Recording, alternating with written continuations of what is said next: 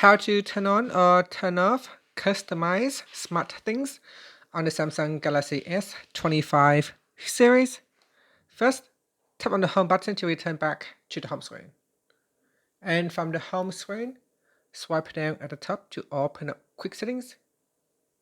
Now from here, tap on the settings icon, then scroll down, and then tap on advanced features. After that, tap on Bixby. Now in Bixby settings, we scroll down, then tap on customization service.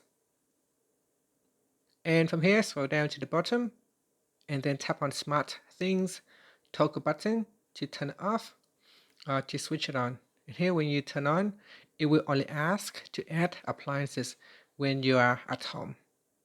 And then tap on the home button to return back to the home screen. Thank you for watching this video. Please like and subscribe to my channel for more videos.